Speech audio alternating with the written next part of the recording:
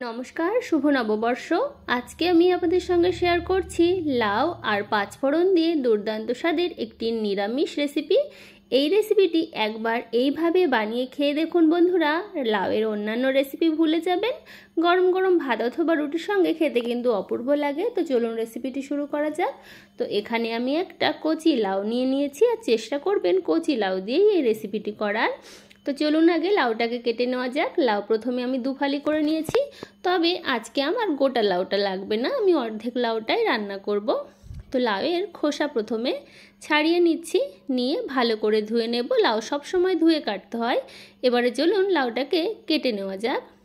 এবার লাউটা কিন্তু বন্ধুরা খুব ঝিরিঝিরি করে কাটার প্রয়োজন নেই। আমি কিভাবে কাটছি দেখুন, এভাবে কাটলেই যথেষ্ট। একটু সরু সরু করে লম্বা লম্বা করে লাউগুলো কেটে নিচ্ছি। এই রেসিপিটি কেমন লাগছে বন্ধুরা অবশ্যই কিন্তু কমেন্ট বক্সে জানাবেন। আর সম্পূর্ণ নিরামিষ রেসিপি, যারা নিরামিষ খেতে পছন্দ করেন এইভাবে একবার বানিয়ে খেয়ে দেখুন। তো দেখুন বন্ধুরা, লাউটা কিন্তু আমার সরু করে লম্বা করে কাটা হয়ে গেছে। এবারে কড়াইতে আমি পরিমাণ মতো পাঁচফোড়ন দিয়েছি, লাউয়ের পরিমাণ অনুযায়ী পাঁচফোড়ন দিয়েছি। শুকনো কড়াইতে ভেজে নেব।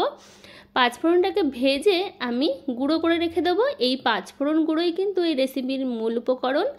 এবারে কড়াইতে দিয়ে দিচ্ছি সরষের তেল। রান্নাটা সরষের তেলেই করব। তেলটাকে ভালো করে গরম করে নিচ্ছি। এবারে বাড়ির কলাই ডালের বড়ি দিয়ে দিচ্ছি, আর বড়িগুলো ভালো করে লাল লাল করে ভাজবো। গ্যাসের ফ্লেমটাকে কিন্তু লো করে রেখে ভাজছি, না হলে বড়িগুলো পুড়ে যাবে। তো দেখুন বন্ধুরা, বড়িগুলো কিন্তু আমার সুন্দর করে লাল করে ভাজা হয়ে গেছে, তুলে নিচ্ছি। কড়াইতে আমি আরেকটু সরষের তেল দিচ্ছি। রান্নাটা সরষের তেলে করার চেষ্টা করবেন। ফোড়নে দিচ্ছি পাঁচফোড়ন, মেন উপকরণ কিন্তু আজকের রেসিপিতে পাঁচফোড়ন। দিলাম একটা তেজপাতা। ফোড়নটাকে ভালো করে ভেজে নেওয়ার পরে ছোট ছোট করে ডুমো করে কেটে রাখা আলু দিয়ে দিচ্ছি। আলুগুলো ফোড়নের সঙ্গে ভালো করে কিছু সময় ভেজে নেব। তারপরে এখানে আমি আদা গ্রেট করে দেব, সামান্য একটু আদা এই গ্রেটার দিয়ে গ্রেট করে দেব। তাহলে এই রেসিপিটির ফ্লেভারটা এবং টেস্ট দুটোই ভীষণ ভালো হবে। তো বন্ধুরা, আদা কিন্তু আমার গ্রেট করে দেওয়া হয়ে গেছে।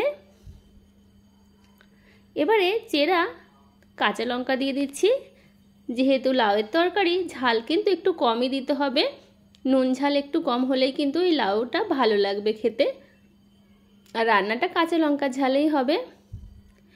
এবারে এখানে দেখুন বন্ধুরা, আমি আগের দিন রাত্রিবেলা ছোলার ডাল ভিজিয়ে রেখেছিলাম, ভালো করে ধুয়ে নিয়েছি। সেই ছোলার ডাল দিয়ে দিলাম। একবার এইভাবে ছোলার ডাল দিয়ে লাউয়ের এই রেসিপিটি করে খেয়ে দেখুন বন্ধুরা, ভীষণ ভালো লাগবে। ভালো করে কিছুক্ষণ ভেজে নিয়েছি। এবারে দেব স্বাদ মতো নুন, পরিমাণ মতো হলুদ গুঁড়ো। নুন আমি এখন দিলাম, পরে যদি লাগে সেই বুঝে আবার দেব। ভালো করে ভেজে নিচ্ছি। এবারে কেটে রাখা লাউ দিয়ে দেব। লাউ দিয়ে ভালো করে আরও কিছু সময় ভেজে নেব। তো বন্ধুরা, আপনাদের যদি এই রেসিপিটি ভালো লেগে থাকে তাহলে অবশ্যই লাইক শেয়ার কমেন্ট সাবস্ক্রাইব করে পাশের বেল আইকনটা প্রেস করতে একদম ভুলবেন না। তো দেখুন বন্ধুরা, ভালো করে কিন্তু আমি ভেজে নিচ্ছি। আর আপনারা কারা কারা আমার এই ভিডিওটা কোথা থেকে দেখছেন অবশ্যই কিন্তু কমেন্ট বক্সে জানাবেন। এবারে পরিমাণ মতো জল দিয়ে দিচ্ছি, তবে খুব বেশি জল দেওয়ার প্রয়োজন নেই। লাউ আলু যাতে সেদ্ধ হয় সেই মতোই কিন্তু জলটা দেব। আর এই রেসিপিটি একটু মাখো মাখো রেসিপি হবে। দেখুন আমি কতটা জল দিয়েছি। এবারে ঢাকা দিয়ে রেখে দেব যতক্ষণ না লাউ আর আলু এবং ডাল ভালো মতো সেদ্ধ হচ্ছে, ততক্ষণ ঢাকা দেওয়া থাকবে। ঢাকনাটা কিছুক্ষণ পরে তুলে নিচ্ছি, একটু নাড়াচাড়া করে দেখাচ্ছি। ডাল লাউ আলু সবই কিন্তু ভালো মতো সেদ্ধ হয়ে গেছে। এবারে ভেজে রাখা বড়িগুলো দিয়ে দিচ্ছি। বড়ি দিয়ে ভালো করে মিশিয়ে নেব। রান্নাটা কিন্তু কোনো ঝামেলা ছাড়াই তাড়াতাড়ি কিন্তু হয়ে যায়। লাউয়ের একঘেয়ে রেসিপি থেকে সম্পূর্ণ আলাদা এই রেসিপি। ঢাকা দিয়ে কিন্তু আমি এই রান্নাটা করছি। আবার একটু নাড়াচাড়া করে দিচ্ছি। এবারে নুন আরেকটু দিচ্ছি, আমার মনে হয়েছে নুন একটু লাগবে, সেই বুঝে নুনটা দিয়েছি। দিয়ে ভালো করে মিশিয়ে নিচ্ছি